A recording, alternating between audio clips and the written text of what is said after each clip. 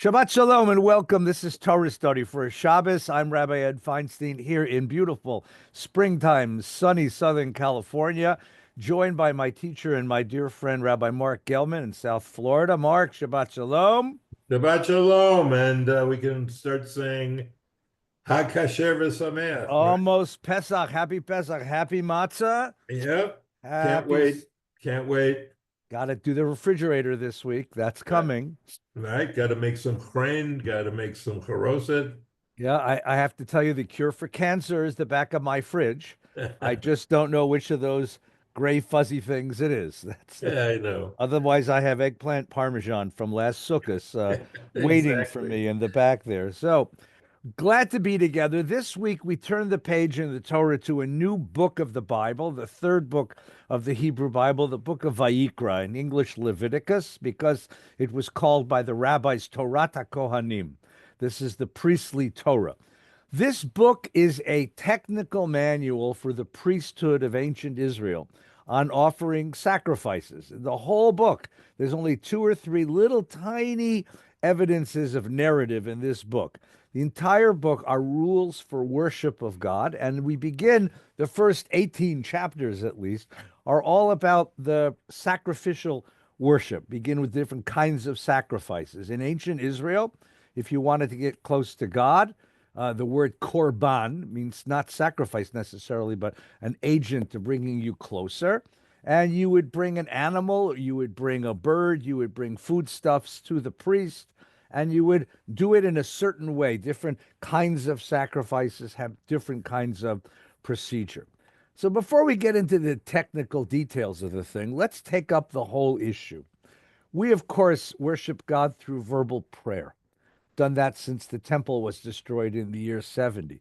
And so we look back at these sacrifices with a certain sense of, well, some people look back with a certain sense of nostalgia. Some look back with a certain sense of wonder. Some look back with some revulsion that sacrifice was once so material, so bloody and ugly and yucky, in a butcher shop kind of atmosphere. Mark, what do we do with sacrifice? What does it mean at this point in our religious development? Well, nobody can go through an entire career as a professional Jew, which you have decided to do and I've decided to do, and not undergo some changes along the way. I reflect on this often, Ed. What did the young Mark Gelman believe Mm. that the old decrepit Mark Gelman doesn't believe anymore? And it's interesting to see the things that you took as true that were not true at all. And that is an interesting way of marking your journey as a not just a professional Jew, but as a Jew. And you just put your finger on a big one. I think the biggest one, frankly, and that is, what in the world are the laws of sacrifice doing in the Torah? Why do we read them? Why do we preserve them? And what is their possible relevance to our life? Bloody animals or little cakes of barley grain mixed with oil, mixed with frankincense, and burned up on the altar, which was mainly a deodorant for the smell of decaying corpses that was the result of the sacrifice of the animals. What is there that could possibly speak to us? And when you study Judaism as a young rabbi, you get a sort of traditional answer to a lot of questions. And the answer to what about sacrifices? Well, the rabbis advanced Judaism by replacing the animal sacrifice with the prayer. A shacharit morning sacrifice of animals is replaced by the shacharit morning prayer. Right. Avodah Shebalev, the worship that is of the heart, not necessarily of the hands and of the body. Precisely right. And so we're taught as young rabbis, well, that was an improvement. And we kind of move forward beyond that. And there are traditional supports for that argument, particularly Maimonides, who hated sacrifice. And as a intellectual, Neoplatonized Aristotelian, as he understood it, the sacrifices were pagan practices put into Judaism to just get us out of the spiritual muck of primitive religion and raise us up a couple notches to the eventual aim of philosophical reflection as the purest way to serve God. As I have now aged out, I begin to realize that that entire argument is wrong. And that the reason it's wrong is that it doesn't understand the relationship between sacrifice and faith. To be blunt and simple about this, unless you sacrifice for God, you don't believe in God. Sacrifice is the way we prove that we actually believe what we say. It's very fine to open a book and read a prayer, and then you close the book. And when you close the book, that's the end of it. And then you go home and, you eat cholent on Shabbos. But the truth of the matter is, that's not real faith. It's not faith to say some words. Because what was sacrifice? It was expensive. It was, to say it, it was sacrificial. That meant it really took away some of your wealth. Yeah, it's a gift. It was a gift. But it hurt. It bit. It bit on you because it was something that you gave up for God, that was a sign that you realize that everything you have is a gift. And that's the key to sacrifice. It's the proof that you don't believe that what you have is yours. And the proof that what you believe is that everything you have is a gift from God. The next thing about sacrifice that's critical is that sacrifice represents a way of unifying the community that prayer doesn't. We don't all pray with the same intention. But when you give a little wafer with oil, it's all the same. Everyone is equal when they give the mincha. So the thing is, it unifies the community. Prayer doesn't unify the community because you don't know if you're believing the words you're saying. Prayer involves an affirmation of belief. But how do you ever prove that you believe something? It's almost impossible to say, do you believe in God? Of course I believe in God, but if you ask, are there moments when you've ever doubted? And of course there are moments when I've doubted. So did I not believe at those moments? So it's unifying, it's real. It offers a community a way of practicing its faith in a way that is immediately evident and not dependent on belief. It's interesting that one of the 5 pillars of Islam is zakat, is charity, is sacrifice, is giving to the community. And the entire life of a Buddhist monk is offering people the chance to sacrifice to help them by being beggars. So, and then finally, sacrifice is the only antidote I know to selfishness. And Eddie, if you want to say one word about the cancer that's affecting modern civilization, selfishness is as close to one word as I can get. Sacrifice says, this isn't about you. This isn't about you. You have more than you need. Hmm. This is about other people. My constant advice to people who are depressed, and one that I've taken myself as a medicine, is to go work in a soup kitchen. Go serve lunch to somebody who's living in their car. And then you'll have a totally different perspective about the blessings that are in your life. Hmm.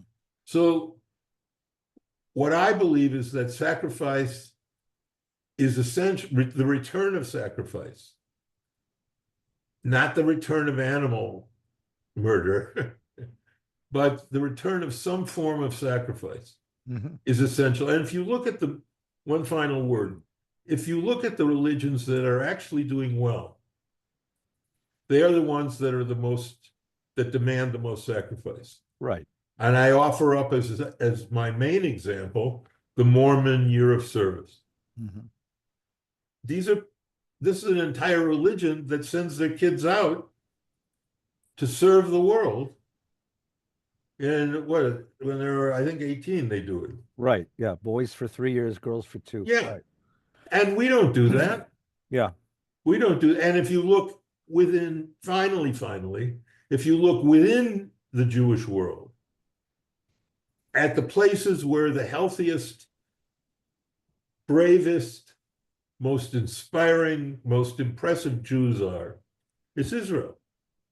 And why? Because they demand a sacrifice that you take your life and prepare to give it up for the state when you're 18 and you go into the army. So those are my reasons why we've thrown the baby out with the bathwater when we changed from sacrifice to prayer.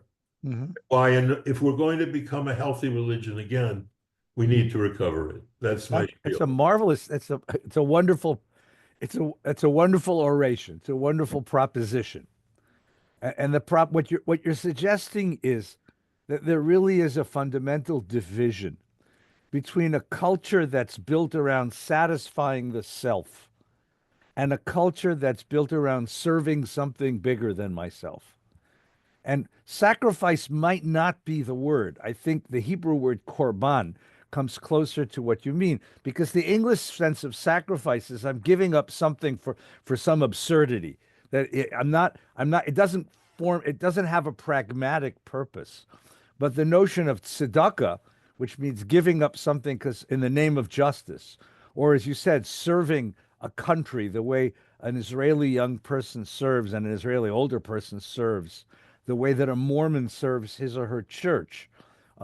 This idea of giving up my time and really demonstrating with my full self that I'm dedicated to something bigger than myself, and I'm willing to sacrifice my time, my energy, my resources, I give up, devote my time and energy and resources to that, make such a powerful statement to the human being about the meaning of things, and makes a powerful statement to the world about who we are.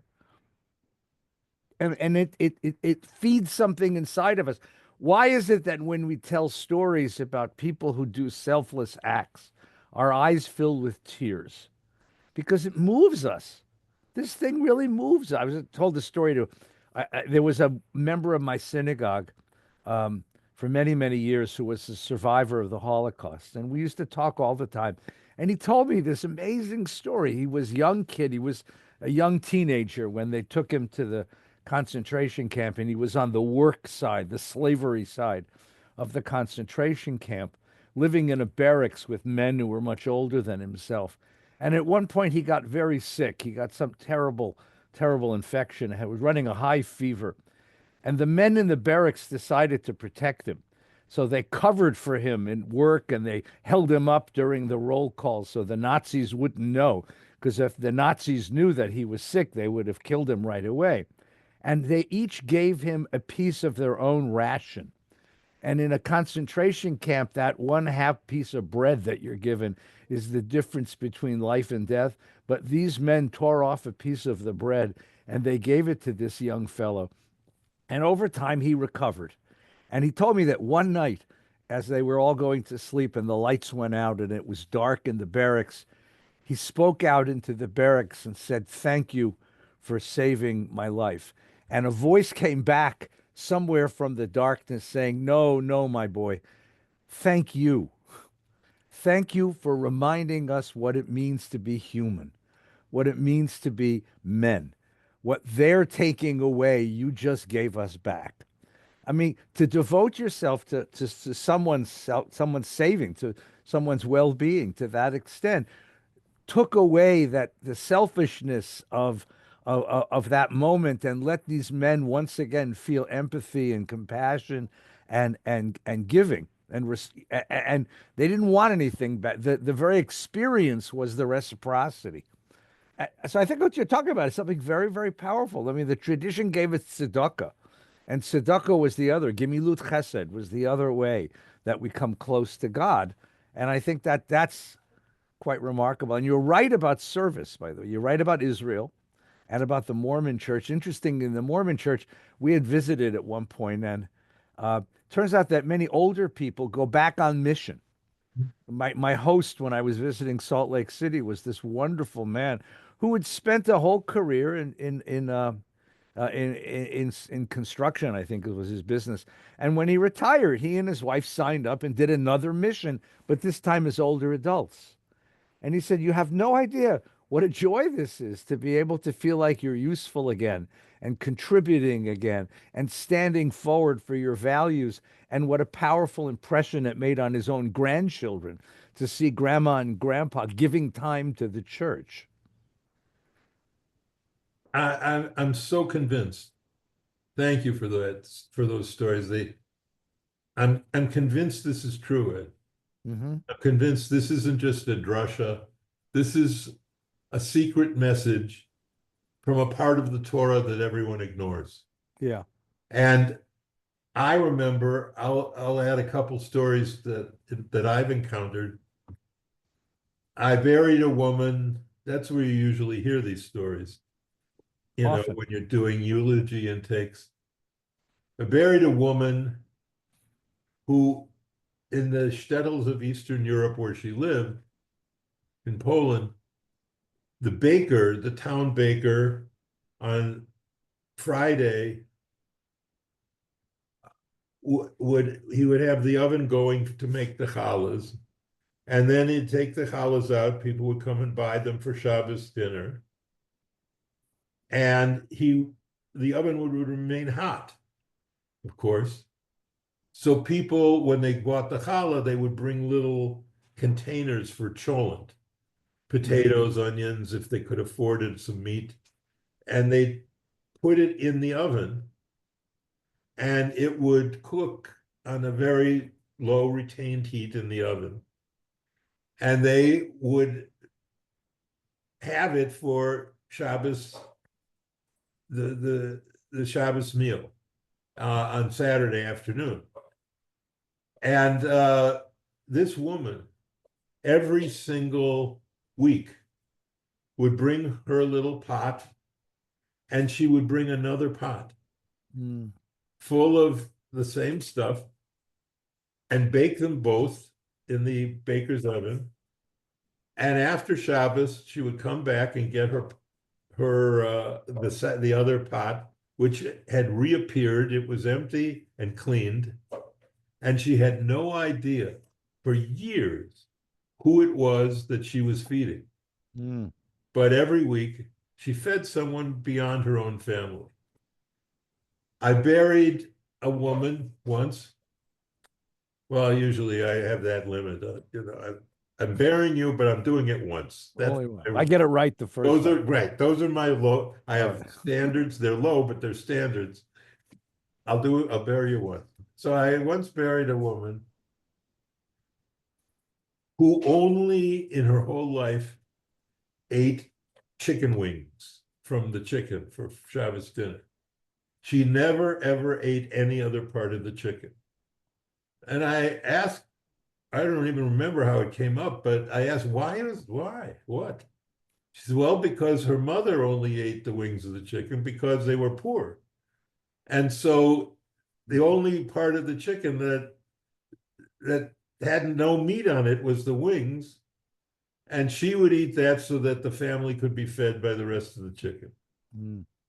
And in honor of her mother, she only ate the wings. And it was a way of honoring her mother's tzedakah. And I buried a woman who in her entire life, never bought a dress. Her husband was a tailor, and he would get scraps of fabric and he would sew dresses together for her Mm. from the scraps of fabric so that they could take the money from the dress and give it to tzedakah. Right. There's a law that the rabbis of Eastern Europe, our ancestors, received as a result of a tshuva, a rabbinic responsa, that you're not allowed to give more than a third of your income away. Mm-hmm. And I always teach that to adults. I say, do you ever think about that? You are the heirs to a tradition that had to limit people from giving too much away. Right. Nowadays, it's the opposite problem. How do you teach them to give anything? Yeah. Yeah.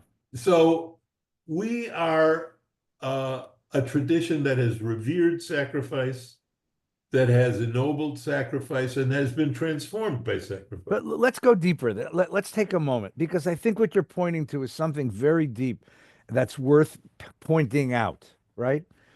We're the heirs of two civilizations with very different ideas of what it means to be a human self, right?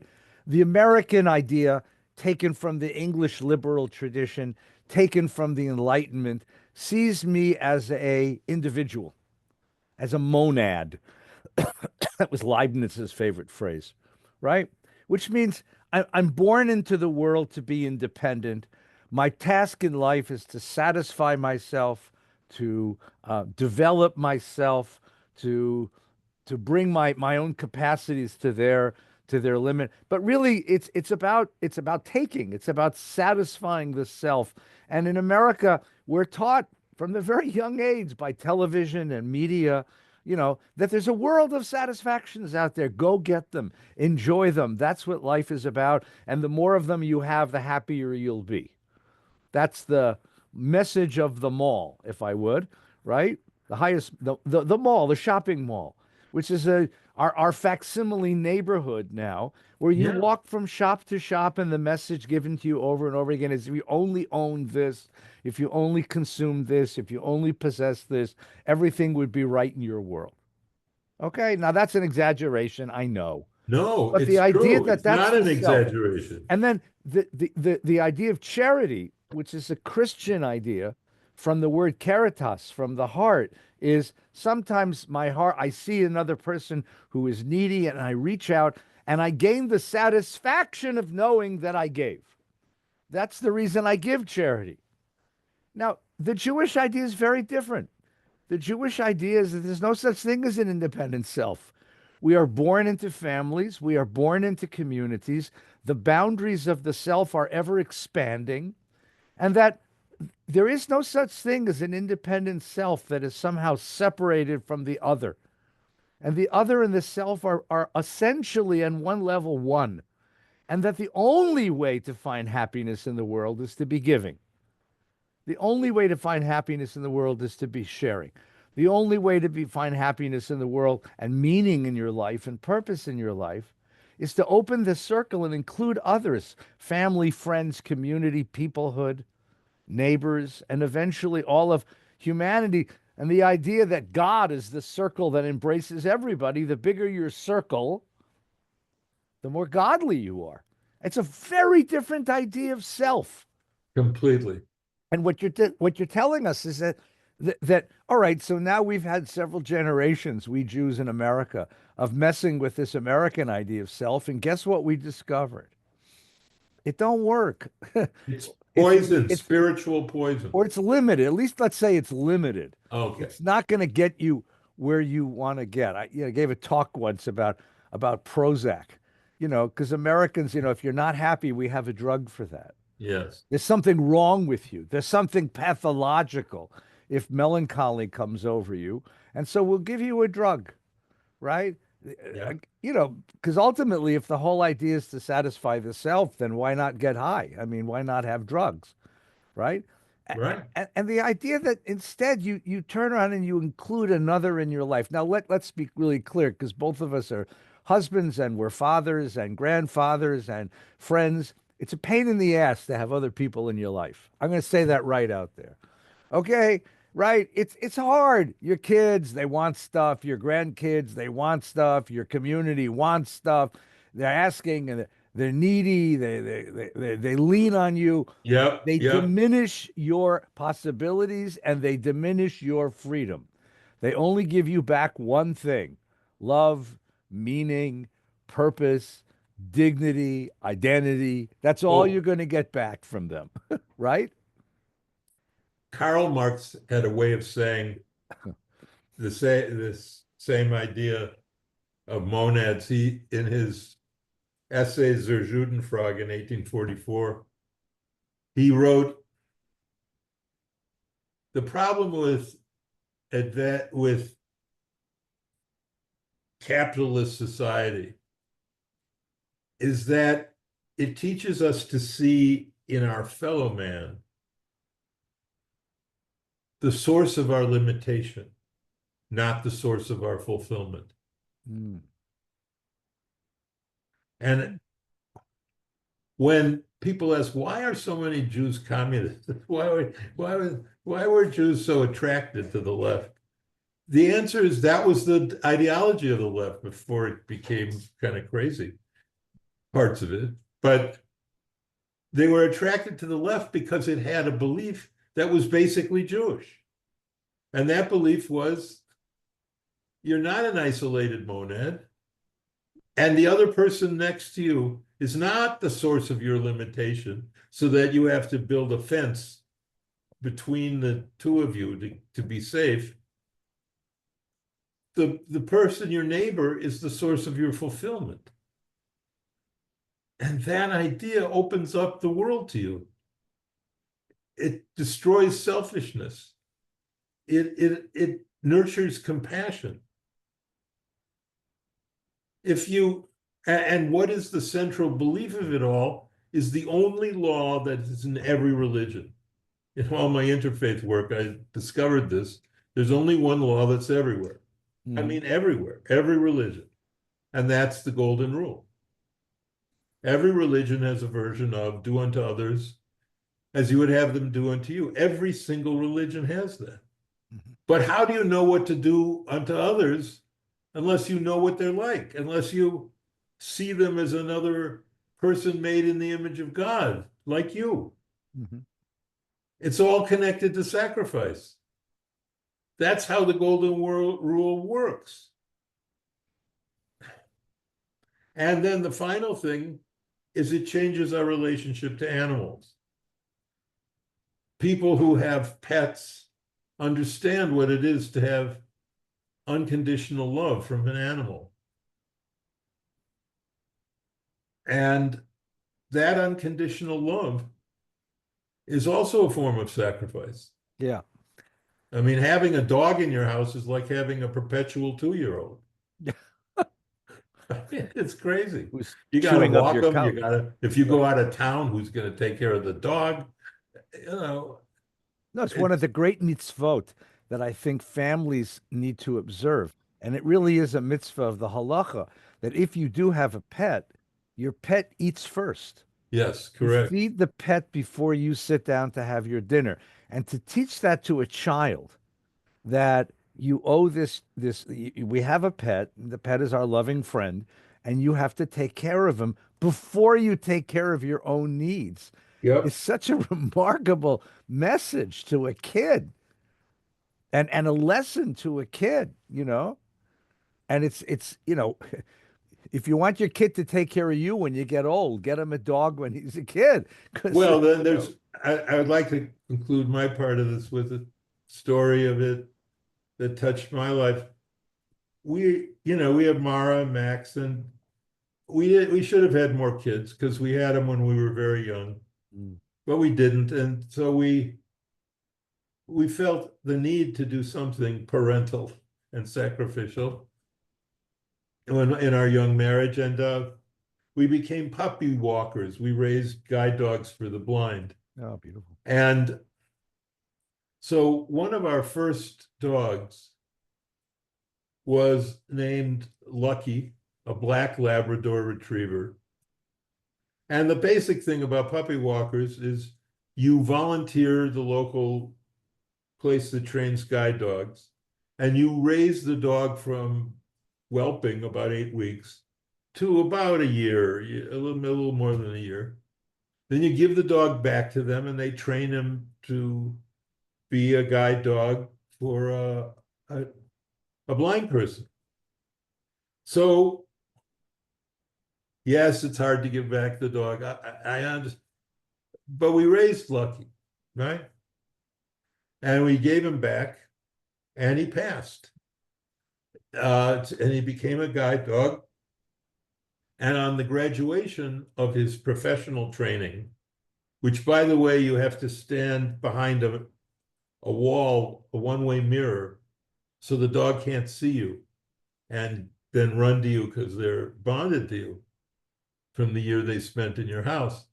But you can watch what goes on. So we watched Lucky get paired with his new master. And afterwards, when they took the dogs away, I went and talked to the man, and he was very effusive in his thanks. And I said, look, this was a great mitzvah. I'm Jewish. And he said, oh, really? I'm Jewish too. And it was a mitzvah for us to do it. I said, what's your name? He said, my name is Isaac Alfazi. I said, are you kidding me? Are you related to the man who wrote the first code of Jewish law, Isaac Alfazi? He said, yes. That was my great, great, great, great, great, great Right. grandfather. 10th century. 10th century, before Maimonides, before his mission Torah. Right. Alfasi, sure. So the riff. I start crying. I'm bawling like a baby. And I said, do you realize your ancestor, because I studied Alfazi's code, your ancestor taught me to see. Mm. Your ancestor taught me to see what the world looks like as a Jew. And now I can help you see the world through the eyes of Lucky, the dog. Oh, boy. And never have I ever realized mitzvah goreret mitzvah. A mitzvah produces another mitzvah. But there it was, 10 centuries later, a dog linked the first code of Jewish law to a rabbi on Long Island who returned the favor. Oh, that's beautiful. That's a beautiful talk.